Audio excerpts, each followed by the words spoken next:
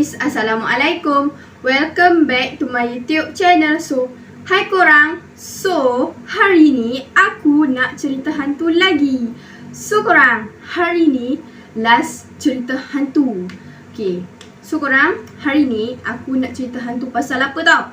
Tapi sebelum tu, kalau korang nak tahu aku nak cerita hantu pasal apa, tapi sebelum tu jangan lupa like, comment, share and subscribe. Jangan lupa like, subscribe sebanyak 100k. Jangan lupa tekan butang subscribe dan tekan butang loceng. Korang, hari ni aku nak cerita hantu pasal apartmen Bangi. Hari ni aku cerita cepat sikit sebab cerita dia panjang tau. Kalau korang nak tahu, korang takut macam bosan ke apa ke kan. Korang, tapi sebelum aku nak cerita ni, jangan lupa subscribe. Thanks kepada yang dah subscribe dan support YouTube aku, dah singgah ke channel YouTube aku. Thank you so much. Aku doakan semoga korang semua diberikan rezeki dan dipermudahkan segala urusan. Korang, tak apa masa aku akan cerita sekarang. Sebab cerita ni panjang. Itulah. Hari ni aku nak cerita pasal kisah seram apartmen di Bangi. Bangi dekat mana tau? KL. Aku tahulah sebab aku biasa pergi. Hai semua, Assalamualaikum. Aku sebenarnya dah kerja dah, cuma cerita dekat fiction Sasha banyak cerita zaman you masa student. Story aku ni agak typical, tapi kalau siapa yang ada kelebihan boleh nampak benda tu, mungkin dia faham banyaklah juga yang aku alami. Nak cerita satu persatu pun malas sebab tak nak ingat pun. Back to my story. Aku dah umur 28 tapi cerita ni masih segar dalam ingatan.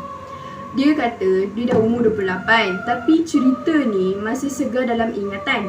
Dia masih ingatlah cerita ni. Macam student lain, kami yang perempuan ni cari rumah sewa apartmen lepas dah tak layak duduk dekat kolej asrama. Diorang cari rumah sewa dekat apartmen sebab diorang dah tak layak duduk dekat kolej asrama. Mesti ada buat salah apa-apa tu kan. Tempat aku belajar degree dulu kat Bangi. Aku rasa Bangi ni area keras. Tempat dia belajar dulu dekat Bangi. And dia rasa Bangi ni ialah tempat keras. Aku kerap gila nampak benda-benda ini dekat Bangi. Berselisih dengan pakcik tua, mata semua putih lah. Nampak jelmaan lembu yang korang tengok dekat Spain tu. Ala orang yang kibar-kibar kain merah nak kasih lembu kejar diorang tu. Nampak benda dalam bertelekung, muka hitam legam, mata macam marah. Macam-macam lah yang aku dah pernah nampak. Macam-macam lah dia pernah nampak. Dia nampak benda bertelekung, muka hitam legam, mata macam marah dan macam-macam lah dia kata. Tapi aku nak cerita dalam rumah sewa aku. Kami masuk rumah sewa tu sebelum semester start sebab kami ada masuk pertandingan. Dia nak cerita dalam rumah sewa dia. Dia masuk rumah sewa tu sebelum semester diorang start masuk sebab diorang ada masuk pertandingan. Tak ingat dah pertandingan apa, silat kot. Kami jadikan master bedroom tu bilik salin pakaian, and bedroom tu jadi bilik study, and bilik kecil tu untuk gosok baju and simpan barang-barang. Jadi ruang tamu yang luas memanjang tu lah tempat kami tidur. Diorang tidur dekat mana tau?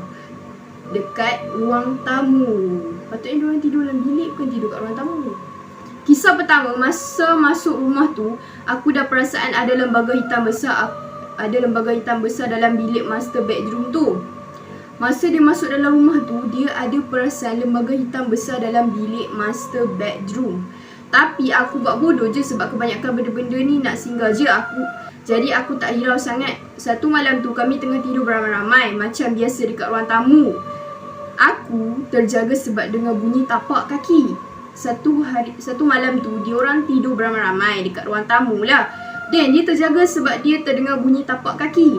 Tapak kaki tu berjalan keluar dari master bedroom ke arah ruang tamu. Aku tidur dekat tengah-tengah antara housemate aku. Dia tidur dekat tengah-tengah antara housemate dia.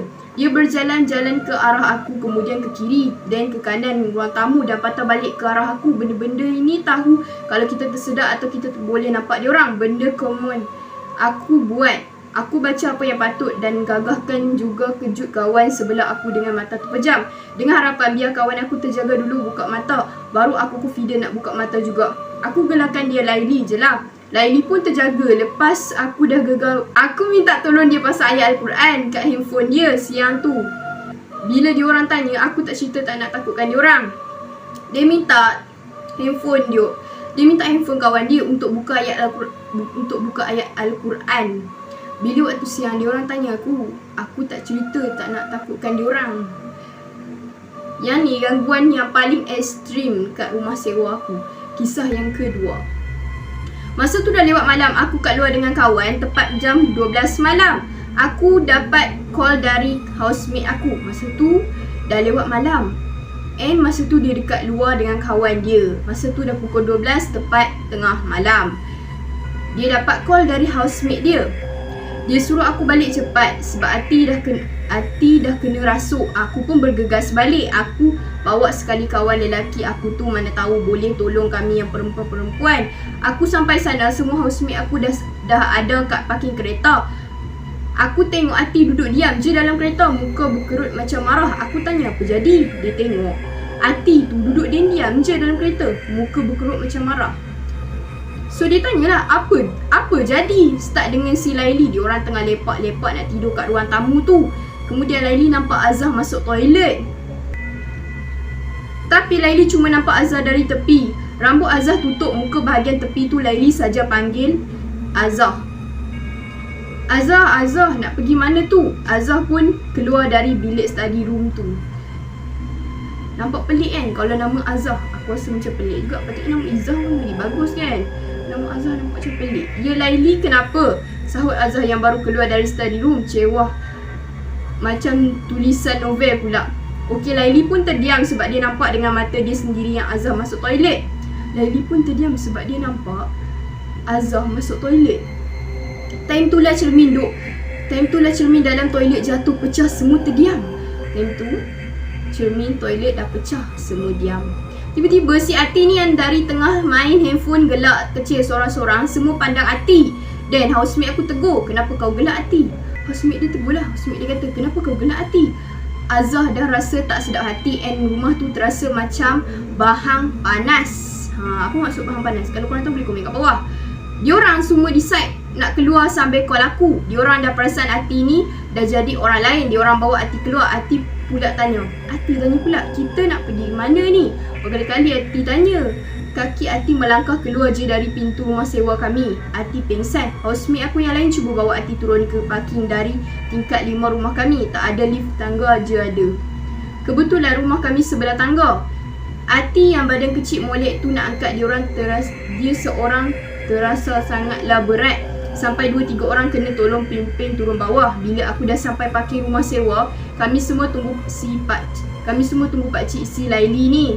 Kami ikut kereta pakcik Laili ni. Diorang ikut kereta pakcik Laili ni sampai ke rumah orang yang boleh ubatkan rasuk-rasuk ni.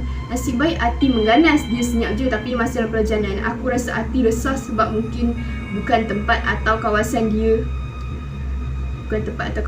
lah kot. Sampai di tempat tu senang je orang tu keluarkan benda-benda tu dari badan Ati.